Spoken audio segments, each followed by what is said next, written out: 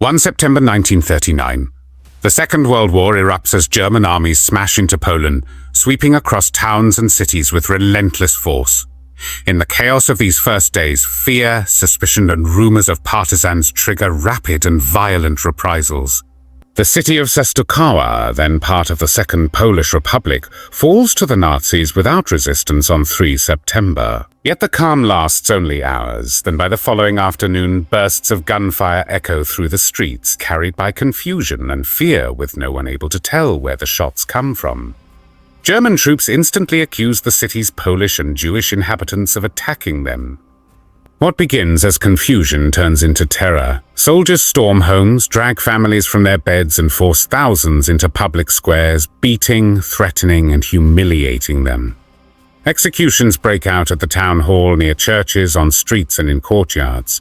By the evening, between 227 and 500 civilians, Poles and Jews of all ages are shot, abused, or killed across the city, a tragedy soon remembered as Bloody Monday or the Częstochowa massacre. However, this crime will not remain unpunished, and the perpetrators will pay for their crimes with their own lives. In the summer of 1939, the city of Częstochowa had a population of about 138,000. It stood only 30 kilometers from the border between Poland and Germany, putting it directly in the path of the advancing German army. As tensions rose, many families fled the city. Women and children traveled deeper into the country, while conscription-aged men prepared for military duty. The Second World War started on 1 September 1939, when Nazi Germany invaded Poland. Due to the unfavorable course of the border battle, the Polish 7th Infantry Division withdrew from the city on 2 September. Thousands of residents followed the retreating troops, leaving Częstochowa largely deserted by the time German forces approached. German commanders expected resistance from the city's working-class population, whom they associated with communist organizations. The 42nd Regiment of the 46th Infantry Division was therefore ordered to establish strong authority immediately after entering Częstochowa.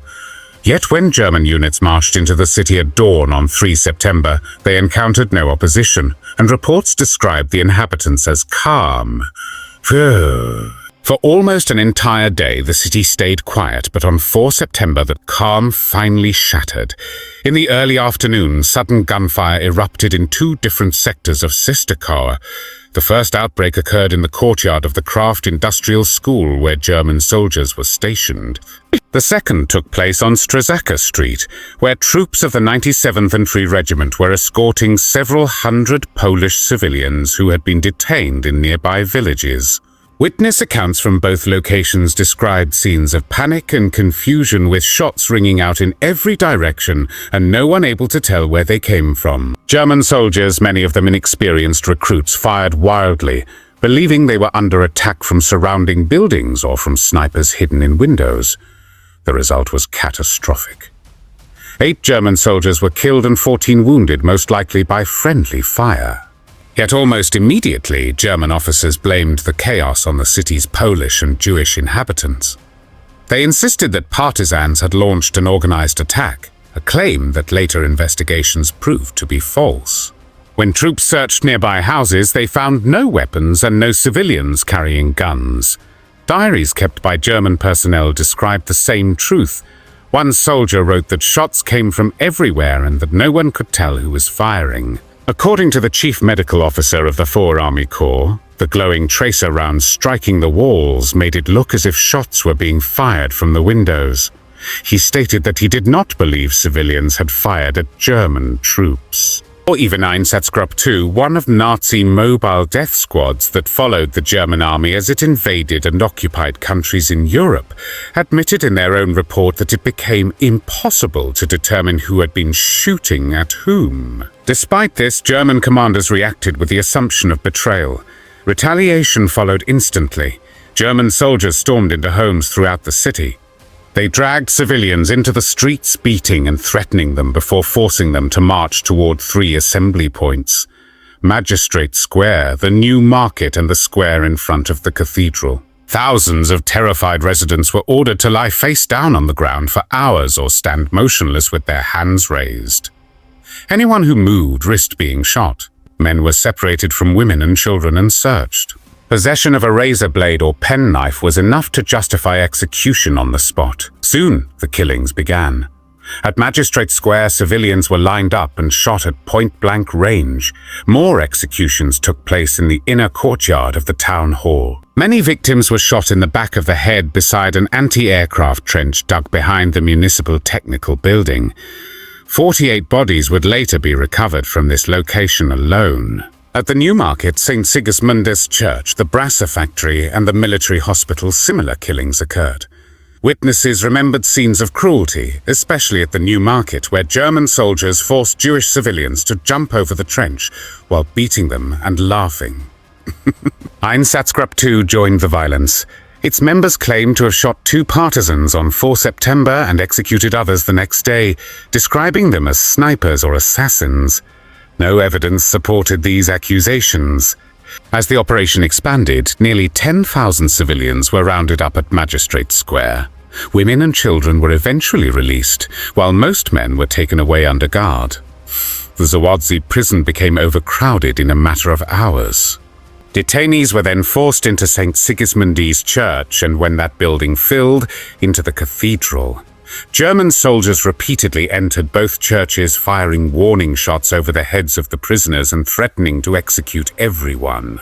Some victims were shot inside the cathedral, and the conditions quickly deteriorated as prisoners were not allowed to leave, even to relieve themselves, which left the churches desecrated. Survivors later described the night as one of terror and suffocation. German military reports initially claimed that 99 people had been executed. This figure was false. In early 1940, German authorities ordered exhumations across Seezestokower, and investigators uncovered 227 bodies, 194 men, 25 women, and 8 children. Among the victims, 205 were Polish and 22 were Jewish, and 121 were identified by name. Later examinations concluded that the true death toll was higher, with estimates ranging from about 300 to as many as 500 civilians killed on that day. Repression continued in the days that followed. On 5 September 1939, 7 Polish men were executed near the airfield. The city's German commander imposed a strict curfew from 6 p.m. to 7 a.m. Anyone found outside during these hours risked immediate execution. On 8 September, German soldiers discovered remnants of Polish uniforms and 2 razors in a monastery building once used by Polish cavalry. They arrested 2 monks, the elderly father of 1, 3 neighbors and 2 laborers. All were taken to German army barracks, then executed in a forest outside the city. On 10 September, a large cleansing operation swept through Seezestokower. Hundreds of Polish and Jewish men were arrested, beaten, and held in degrading conditions. Nearly 700 civilians were transported to prisoner camps inside Germany, where many suffered further abuse. After the killings, the men of the 46th Infantry Division did not remain in Seezestokower. They continued their march through the war, fighting first in France in 1940 and later in the invasion of Yugoslavia in 1941. When Germany turned east that summer, the division advanced with the German army into the Soviet Union, pushing through Ukraine and into Crimea. By early November 1941, the same soldiers who had carried out the shootings in Seezestokower took part in the German capture of the Black Sea port city of Feodosia. It was there that the same violence they had unleashed in Poland would meet them again in the Crimea. Then, on 29 December 1941, Soviet Marine troops and regular infantry landed on the beaches of Feodosia and retook the city the next day. The retreating German commanders left behind about 160 wounded soldiers from the 46th and 170th Infantry Divisions. They lay in military hospitals, many of them too injured to be moved, tended only by a handful of German and Russian doctors and nurses. What followed was one of the most brutal acts of revenge recorded on the Eastern Front. According to witnesses, including Russian medical personnel, Soviet troops entered the hospitals drunk, shot doctors and nurses, and then turned on the wounded. Some soldiers were thrown from windows onto rocks below. Others were dragged outside into the winter cold, mutilated and doused with water until their bodies froze solid. Many were beaten to death where they lay. When German forces recaptured Fedosia on 18 January 1942, they discovered the evidence of the killings in the snow and sand around the hospitals. German medical officers reported finding bodies stacked beneath thin layers of sand, many still wearing splints and plaster casts. Other corpses lay frozen on the beach, their limbs shattered or broken. In a nearby cemetery, more than 100 bodies were found piled inside a ruined building, many of them showing signs of severe mutilation. Only 12 wounded Germans survived the massacre, escaping death only because they managed to hide for days while the others were hunted down and killed. Among the dead were many men of the 46th Infantry Division, the same unit that had carried out the killings in Poland 2 years earlier. In Fedosia, the violence they once unleashed on civilians in the city of Częstochowa finally came back to them with equal cruelty.